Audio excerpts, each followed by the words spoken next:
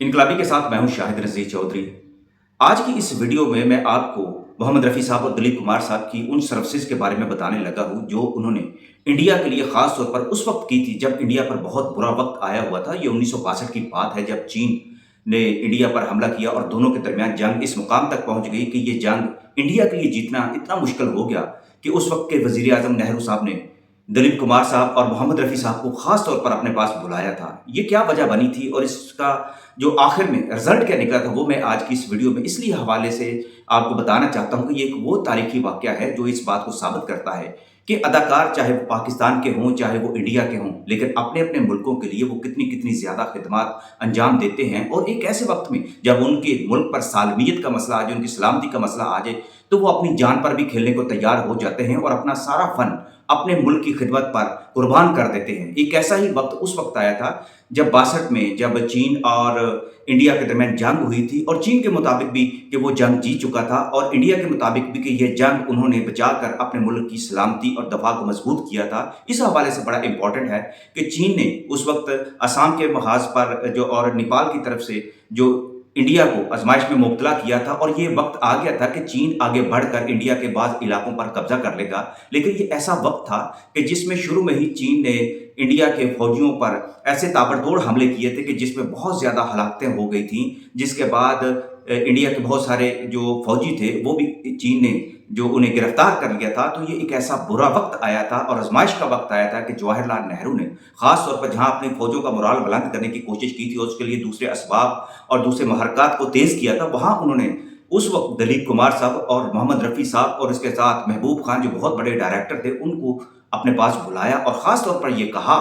कि आज इंडिया को आपकी ज़रूरत है, आप हमारे देश पर बहुत बड़ी आजमाइश जो है आन पड़ी है, तो आप कोई ऐसा काम करें कि हमारी फ़ौज का मोराल बुलंद हो जाए। आप अपनी फिल्मों में और अपने गानों के ज़रिए से, अपनी एक्टिंग के ज़रिए, अपने मौज़ूआत के ज़रिए से पहले भी ऐसी फिल्में बना चुके हैं जिसकी वजह से हमारे देश को बहुत इसका फ़ायदा पहुंचा है। तो आज इस मौका पर फौरी तौर पर कुछ करने की ज़रूरत है। तो दोस्तों, ये हैरानकुन बात यह है कि इस एक हफ्ते के दौरान महबूब खान साहब ने दिलीप कुमार और मोहम्मद रफ़ी साहब के साथ मिलकर एक बहुत बड़ा काम किया और ख़ास तौर पर मोहम्मद रफ़ी साहब, ये तीनों मुसलमान थे।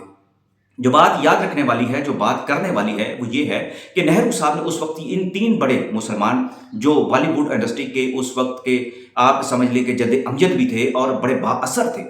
उन लोगों को बुलाया कि वो आगे बढ़े और अपनी इंडियन फौज का मोराल बुलंद करने के लिए, अपनी कौम को फौज के साथ जोड़ने के लिए, इकट्ठा करने के लिए वो उनके अंदर एक हरारकी पैदा करें, सरगर्मी पैदा करें। क्योंकि ये सुनने में अब आ रहा था कि इंडियन फौजी जो है इतनी ज़्यादा हलाकतों के बाद बॉर्डर छोड़ कर वापस आने पर तुल गए हैं और इस हवाले से कई इंडियन जर्नल्स में भी अपने ये आर्टिकल्स में ये बात बताई है कि उस वक्त कितने बुरे हालात हो गए थे और ऐसा लगता था कि चीन जो है वो इंडिया पर कब्जा कर लेगा इस छोटे से महाज को बड़ी जंग में बदल कर, और जो बड़ी जंग बदलती जा रही थी। ये बहुत बुरा वक्त था। एक हफ्ते के अंदर अंदर महबूब खान साहब ने रफ़ी साहब और दिलीप कुमार साहब के साथ मिलकर एक अपनी पहले ट्राइका बनाई और उसके बाद उन्होंने साहिल लुधियानवी साहब की खिदमत हासिल की, फिर जान निसार अख्तर साहब की खिदमत उन्होंने हासिल की जो अपने दौर के बहुत बड़े नगमा निगार थे, जान निसार अख्तर साहब और साहिल लुधियानवी। और उनसे कहा कि वो इंडिया के लिए ख़ास तौर पर ऐसे मौका पर जब जंग का माहौल है तो वो मिली नगमे, ऐसे तराने बनाएं, ऐसे गाने बनाएं, ऐसे पुरजोश गाने बनाएं कि इंडियन अवाम जो है, जो नौजवान है वो गाने सुने, जो फौजी हैं हमारे वो महाज पर जो बैठे हैं वो सुने, तो उनके अंदर एक वलवला पैदा हो जाए। ये कुछ छोटी बात नहीं थी, ये बहुत बड़ी बात थी। और इसके लिए आपको बताऊं कि ये जानिसार अख्तर साहब जो जवेद अख्तर साहब के वालिद हैं और फरहान अख्तर जो एक्टर हैं उनके दादा थे, इनने बहुत ज़बरदस्त उस वक्त अपने मुताबिक जो है जो तराने लिखे जिन्हें मोहम्मद रफ़ी साहब ने गाया। और इन दो मुसलमानों के मिल जाने के बाद ये 3 से 5 लोग हो गए और फिर इनके साथ 2 और मौसीकार आ मिले, ख़याम साहब और उसके बाद नौशाद साहब। अब ये 5 से 6 लोग हो गए। तो इन लोगों ने मिलकर इंडिया के लिए उस वक्त जब 62 की जंग जारी थी तो बहुत ज़बरदस्त ऐसे तराने लिखे कि जो उनके फौजियों ने सुने,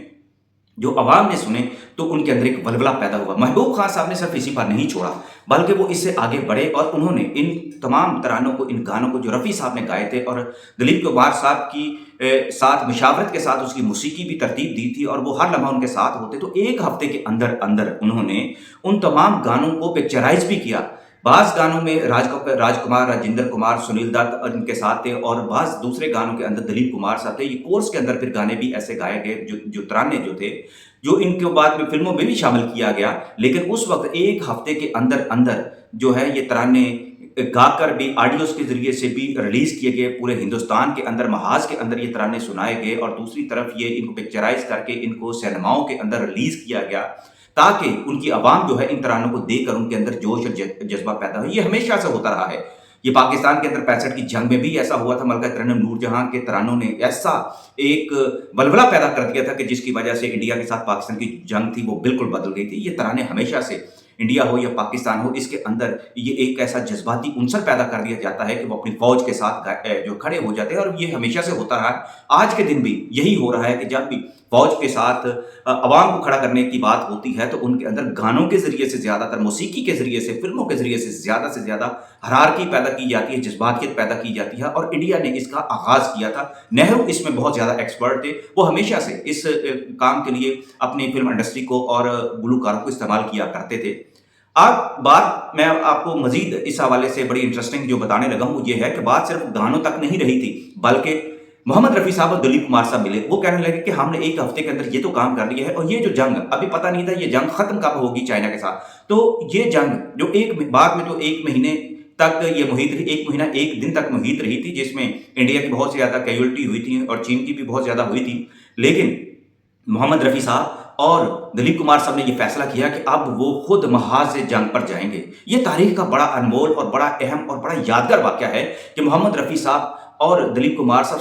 सख्त सर्दियों के दिन थे, यानी नवंबर का महीना शुरू होने वाला था, अक्टूबर के आखिर की बात है।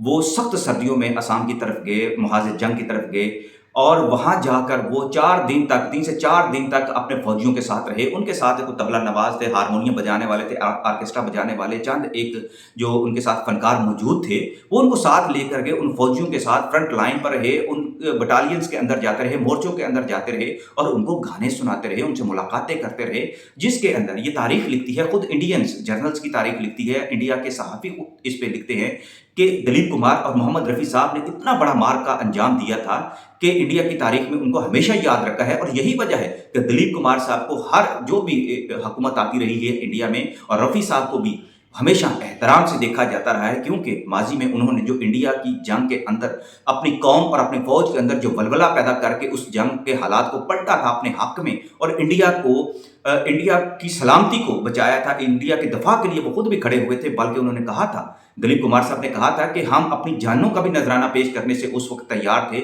महाज़ जंग पर जाकर हमने गोलियां, बम सब कुछ चलते हुए देखे, और हमने अपनी कौम के अंदर एक जज्बा पैदा किया था। इसलिए इंडियन हुकूमत और इंडियन आवाम भी उनसे बेपनाह मोहब्बत करती रही है। लेकिन दोस्तों, आखिर में जो बात मैं कहने लगा हूँ कि इंडिया की आवाम, इंडिया के मुसलमान जो हैं, वो हमेशा से अपने इंडिया के साथ, अपनी इंडिया की फ़ौज के साथ खड़े रहे हैं बुरे वक्त में। उन्होंने 62 की जंग में अगर ये मुसलमान उस वक्त जो एक फ़नकार की हैसियत से बड़े ताकतवर भी थे, ये खड़े ना होते तो शायद ये हालात मुख्तलिफ हो जाते और इंडियन फ़ौज का मोराल इतना बुलंद ना होता कि वो इंडिया को चाइना से बचा सकते। क्योंकि चीन ने उस वक्त 6,000-7,000 तक इंडियन फ़ौजियों को मारने का दावा भी किया था, और बहुत सारे इलाकों पर कब्जा भी करने का दावा किया था, और वो आगे बढ़ जाना चाहते थे। लेकिन दिलीप कुमार और मोहम्मद रफ़ी साहब के साथ साथ महबूब खान और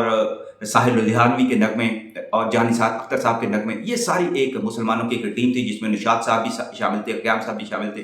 तो ये मुसलमानों का एक बहुत बड़ा इसमें रोल था, और उन्होंने इंडियन फ़ौज के साथ खड़े होकर इंडिया को बचाया था।